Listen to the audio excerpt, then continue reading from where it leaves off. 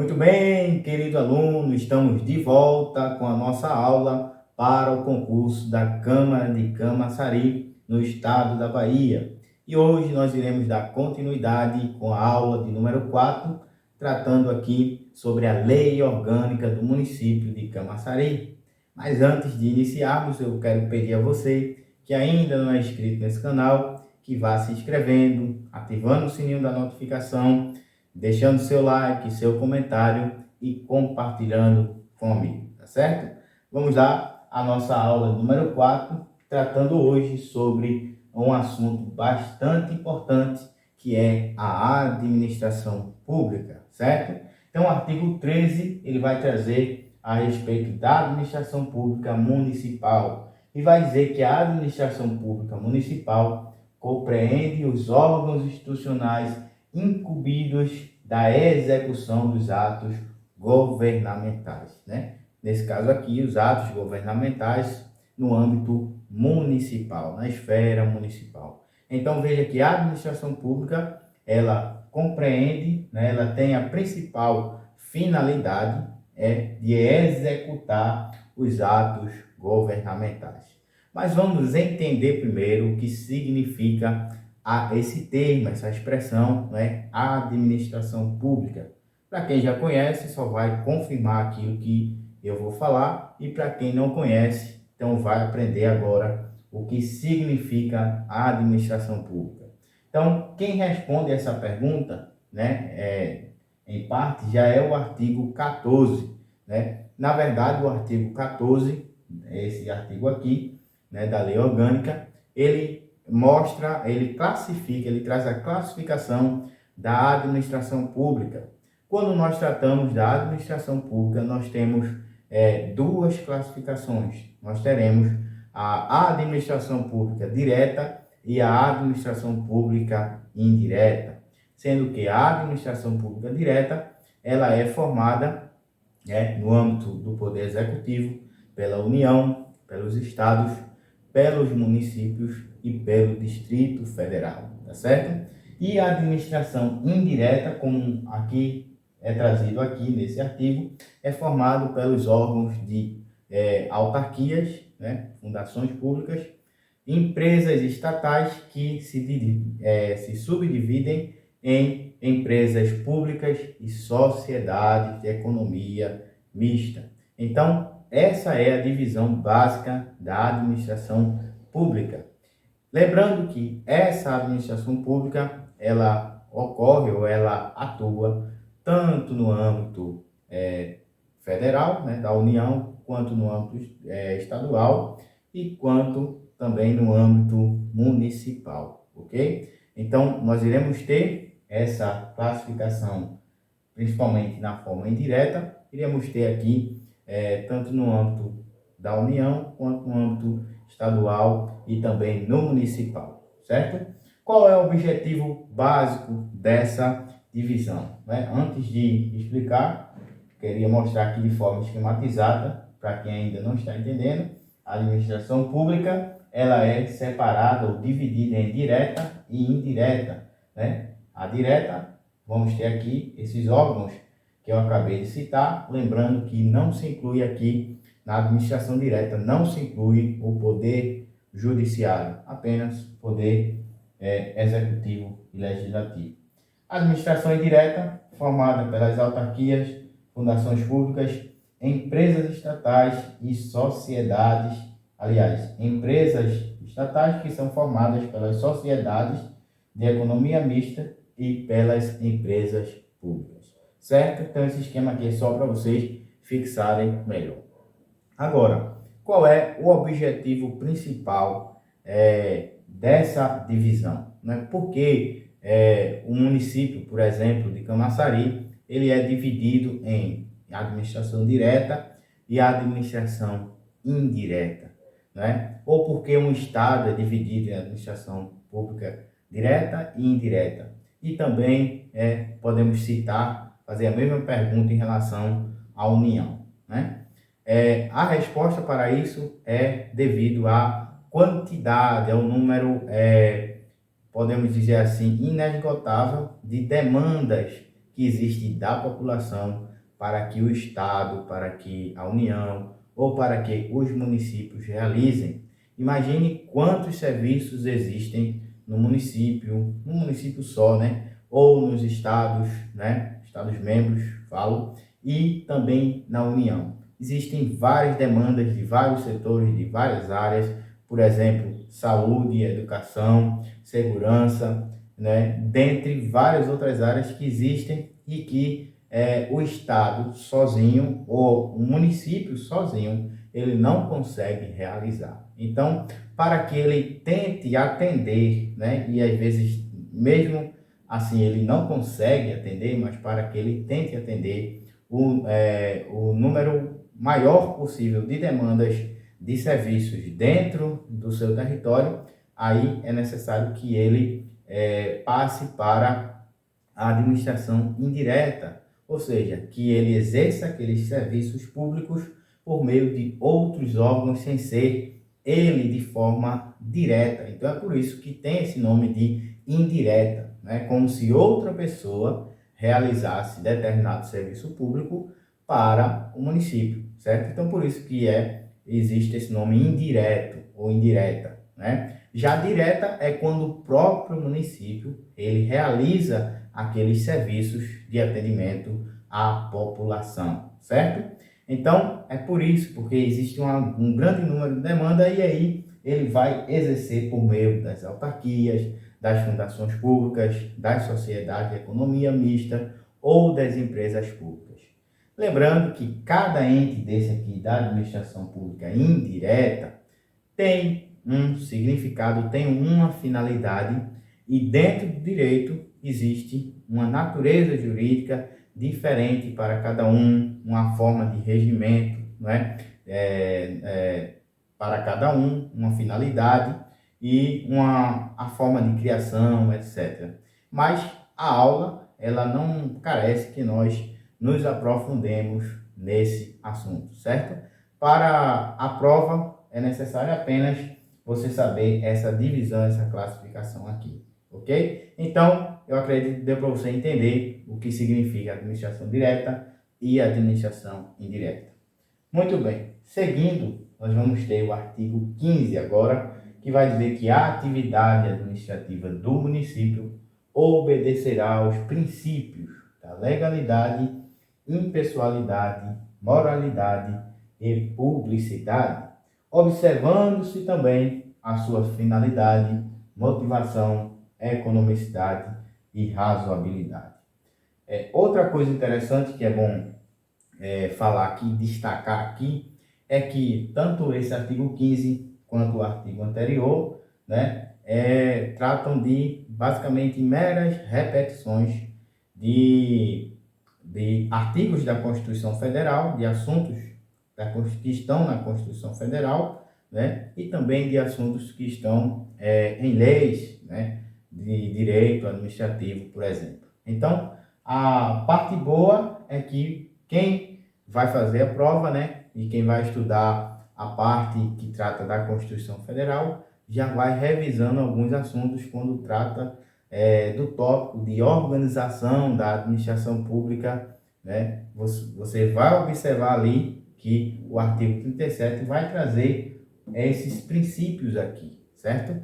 Quando se fala da organização da administração pública, nós não podemos deixar de citar o artigo 37 da Constituição Federal, o caput, né? Que é o texto principal, a cabeça do artigo 37 da Constituição Federal. Então, essa parte, esses princípios aqui, né? Eles são basicamente uma repetição do artigo 37, né? Que são os princípios da legalidade, impessoalidade, moralidade, publicidade e eu ainda incluiria aqui o princípio da eficiência.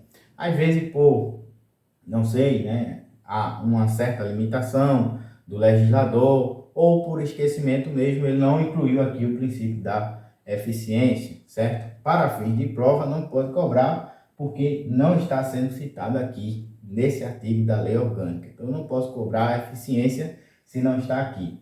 Mas no tópico da Constituição Federal, o examinador pode cobrar sim o princípio da eficiência. Então, grave bem, né, esses 5 princípios que fazem parte e são chamados dos princípios expressos ou explícitos da administração pública. Então, já coloquei aqui artigo 37, para você não esquecer, da Constituição Federal, que se repete aqui. E para você decorar melhor ainda, não sei se está dando para ver aí, eu coloquei aqui, decore a sigla LIMPE, certo? LIMPE. Cada palavra, cada letra dessa vai representar um princípio desse. O L vai ser de legalidade, o I de impessoalidade, o M de moralidade, o P de publicidade e o E de eficiência. Lembrando que daqui para cima está na lei orgânica. Daqui, eles completos, né, todos esses, vai estar no artigo 37 e pode ser cobrado quando for tratar ali do tópico sobre a Constituição Federal, especificamente a organização da administração pública, ok? Agora vamos, né, tentar aqui destrinchar o que são cada um desses princípios, né? O princípio da legalidade, como o próprio nome já diz, legalidade vem de legal, que vem de lei, né? Isso significa que todo o administrador público, aquele que é autoridade responsável pela administração pública, como por exemplo o prefeito, né? Como por exemplo os vereadores e também todos os servidores públicos, eles estão vinculados, eles estão subordinados às leis, à Constituição Federal, à Constituição Estadual e às leis do município, né? As leis federais também, certo? Então, tudo que eles forem fazer devem ser por meio das leis, ou seja, devem obedecer os parâmetros legais, né? Não podem praticar nenhum ato que seja contrário à legislação, certo? Então, isso é o princípio da legalidade. O princípio da impessoalidade, você também consegue saber o significado pelo próprio nome, né? Porque impessoalidade vem de quê? De impessoal, né? Prefixo in, que é um prefixo de negação, né? Então, é impessoal, que significa não pessoal, né? Isso significa dizer que quando estamos trabalhando com aquilo que é público, com a coisa pública, né? Existe essa expressão dentro do âmbito do direito administrativo, a coisa pública, né? Quando estamos trabalhando com a coisa pública, não podemos deixar prevalecer sentimentos, desejos, vontades de caráter pessoal, né? Mas o que deve prevalecer sempre deve ser o interesse público, certo? Em contraste ao interesse pessoal dos servidores públicos, certo? Então, isso é o princípio da impessoalidade, né? Podemos dar o exemplo de alguns materiais, alguns instrumentos que o servidor às vezes trabalha com ele e às vezes ele tenta utilizar aquele determinado instrumento para fins pessoais, né? Mas está errado porque ele deveria estar usando somente para fins de interesse público, né? Por exemplo, um carro que o servidor trabalha, mas o carro é do município, né? Em determinada secretaria, e ele utiliza aquele carro para estar fazendo viagens pessoais. Então veja que isso já seria aí uma violação ao princípio da impessoalidade, certo? Só um exemplo para a gente entender melhor. Temos o princípio da moralidade, né? Moralidade aí vai trazer a ideia de honestidade, certo? Da ideia de exatidão, de fazer as coisas com retidão, certo? Com honestidade, sem violar princípios morais, ok? Então, isso é moralidade. Publicidade, o nome também já dá para entender, né? Vai ser aquilo que deve ser público, de caráter público, tudo que for feito dentro do âmbito da administração direta ou indireta deve ser de caráter público, salvo algumas exceções que as próprias leis vão trazer, vão mostrar, dizer, ó, nesse caso aqui vai ser de forma sigilosa. Mas não sendo isso, não sendo de interesse da administração pública, a maioria dos casos, daquilo que é feito, principalmente quando envolve dinheiro público, né? Licitações, por exemplo, deve obedecer ao princípio da publicidade. Então, deve ser dada à população o conhecimento daquilo que está sendo realizado.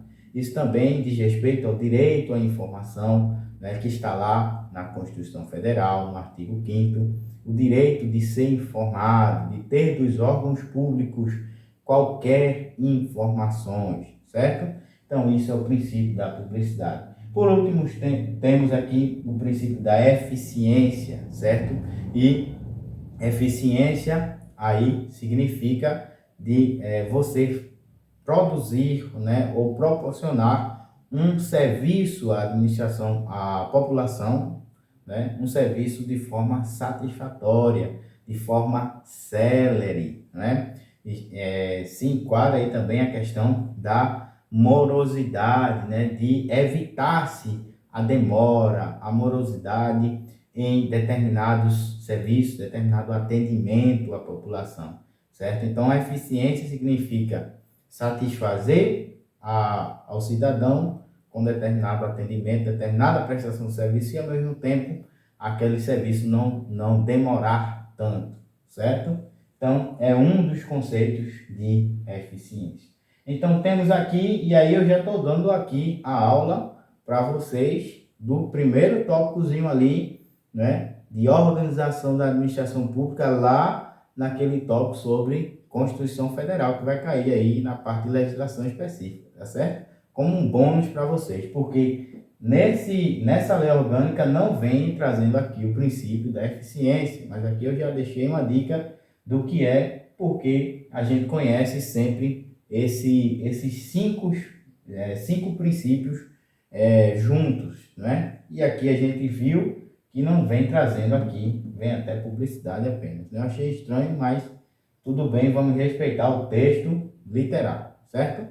Seguindo ainda, né, depois dos princípios, vamos ver aqui que há também falando sobre finalidade, ou seja, a atividade administrativa deve obedecer a sua finalidade, né, observar a finalidade, a motivação, a economicidade e a razoabilidade.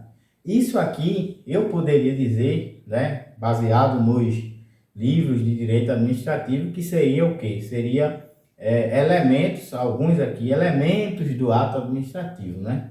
Mas, em parte, se confunde com elementos e com princípios também, certo?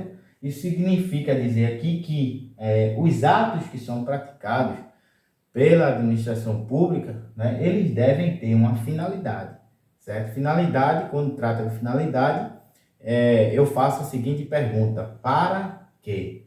Né? Qual é a finalidade? Então, eu vou fazer aqui uma licitação para contratar não sei quantos mil tijolos. Então, para quê? Para que eu vou fazer aquela licitação? Para a compra daqueles materiais de construção. Então, sempre faz essa pergunta dentro da administração pública quando for realizar determinados atos administrativos. Então, para quê? Né? É isso que se trata de finalidade. Já a motivação, né, é quando você demonstra o motivo da prática daquele determinado ato, certo?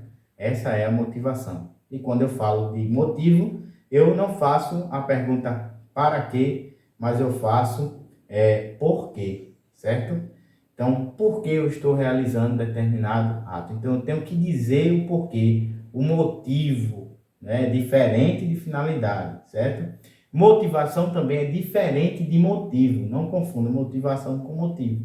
Motivação é o ato de mostrar o motivo. E motivo é quando eu pergunto, quando eu faço o ato e pergunto por que eu estou fazendo esse ato, certo? Então, eu tenho que tudo dentro da administração pública tem que ser motivado, certo? Então, aqui nós temos já basicamente dois elementos dos atos administrativos. Economicidade também, né? Razoabilidade. Economicidade já o próprio nome já traz a ideia de economia, tem que ser algo que não traga prejuízo, né, à questão, aos cofres públicos da administração, algo que seja médio, né, que não traga um peso aos cofres públicos, certo? E razoabilidade tem a ver com determinado equilíbrio, né, entre aquele ato que está sendo realizado e a sua finalidade, certo? Então, é isso que nós trazemos aqui a respeito dos princípios e também aqui podemos chamar alguns desses aqui de elementos do ato administrativo, certo? Então temos aqui, né? Já falamos, eu coloquei elementos da atividade administrativa, tinha colocado atos, mas como está aqui meio misturado, né, na lei orgânica, então eu coloquei elementos da atividade administrativa só para vocês colocarem aí, certo?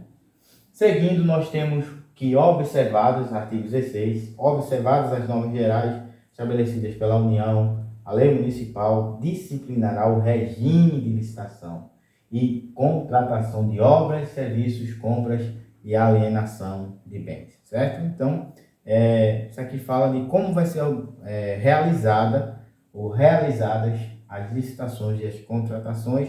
Então, é a administração pública que vai dizer, né, por meio de suas leis, de seus decretos, como vão ser realizadas essas licitações e contratações, certo? Lembrando, né, que tratando sobre aquilo que a gente viu na aula 1, que sempre quando a administração pública, o município de Camaçari for tratar de alienação ou aquisição de bens, ele vai ser necessário que ele faça por meio de licitação, ok? O artigo 17 vai tratar sobre princípios agora do processo licitatório. É importante também vocês gravarem isso aqui, porque nós vimos agora há pouco, princípios da administração pública é outra coisa, e temos de forma específica os princípios do processo licitatório, que são outros princípios, apesar que também às vezes tem quase o mesmo conteúdo da administração pública. Esses princípios vão ser da isonomia, publicidade, moralidade, veja que se repete, né? Razoabilidade, vinculação ao instrumento convocatório e julgamento objetivo. Para ficar mais didático, eu coloquei aqui, né, nesse esquema, isonomia. Isonomia nada mais é do que igualdade, certo? Então, quando vocês virem o princípio da isonomia, vai estar sendo relacionado ao princípio da igualdade. Isso significa que quando a administração pública abre determinada licitação para o município, né, e aparecem várias empresas interessadas em fazer aquela determinada obra, por exemplo, aquelas empresas elas devem ser tratadas de forma isonômica ou de forma igualitária, certo? Não deve ser feita nenhuma preterição entre um e outro, nenhuma preferência, nenhuma discriminação entre uma e outra por quaisquer motivos, certo? Então, deve ser preservada a igualdade. Então, publicidade, nós já falamos que tem que ser publicado, tudo que for feito, moralidade, honestidade, razoabilidade, já falamos. Então, sobra esses dois aqui, que é vinculação ao instrumento convocatório. Isso é uma das etapas do processo licitatório, quando se abre uma licitação para realizar determinada obra, há o lançamento de um edital, né? Assim como se lança um edital para concurso, né, com todas as regras do concurso, também se lança um edital com todas as regras para as empresas que vão manifestar ali a sua proposta em participar daquele processo licitatório. Então, nesse caso, tudo o que for realizado durante aquele processo licitatório deve obedecer às regras do instrumento convocatório. Então, também uma dica para vocês é sempre estar ligado nessa expressão, porque caso na prova fale de edital, vinculação ao edital, vai estar também falando de vinculação ao instrumento convocatório. Um edital é um instrumento convocatório, tá certo? Então, edital e instrumento convocatório são a mesma coisa, ok? Ainda temos o julgamento objetivo, que significa que as propostas que vierem para serem realizadas pela administração pública, para serem analisadas, aliás, pela administração pública, devem ser julgadas de forma objetiva, né? Então, para isso existem alguns critérios que está, por exemplo, na Lei de Licitações, a Lei 8.666, ou na lei atual, que é a Lei 14.133, que são critérios objetivos. Então, a administração pública deve julgar conforme aqueles critérios que estão ali, de acordo com cada modalidade de licitação. E não com critérios que é o oposto do objetivo, que são critérios subjetivos, né? Sei lá, criar uma ideia, criar um critério, uma norma que não tenha nada a ver com o que está na lei de licitações. Então, isso são critérios subjetivos. Então, a administração pública deve julgar por meio de critérios objetivos, ou seja, aqueles que já estão dispostos na legislação, certo? Então, esses são os princípios do processo licitatório. Lembrando que esses daqui, eu já citei lá atrás, são da administração pública, mas também são utilizados aqui no processo licitatório. Então, são a mesma coisa, certo? Eu estou explicando assim, bem destrinchado, porque eu sei que tem pessoas que estão me assistindo que nunca estudaram lei, legislação, nunca viram isso, então por isso que eu estou fazendo essa ênfase, certo? O artigo 18 vai tratar sobre a execução de obras públicas, né? Vai dizer que ela será sempre precedida do respectivo projeto básico e indicação dos recursos, sob pena de nulidade, ressalvadas as situações previstas em leis, né? Quando for ser executada uma obra pública, deve ser feito um projeto básico dizendo tudo que vai ser feito e também o que vai ser gasto, certo? Quais são os recursos que vão financiar aquela obra pública, certo? Então, para isso é necessário estar tudo detalhado, de forma detalhada, senão pode ser anulado aquela execução. Ok, pessoal? Nós iremos parar por aqui, para a nossa aula não ficar tão extensa. Eu aguardo você na próxima aula, a aula de número 5. Até lá!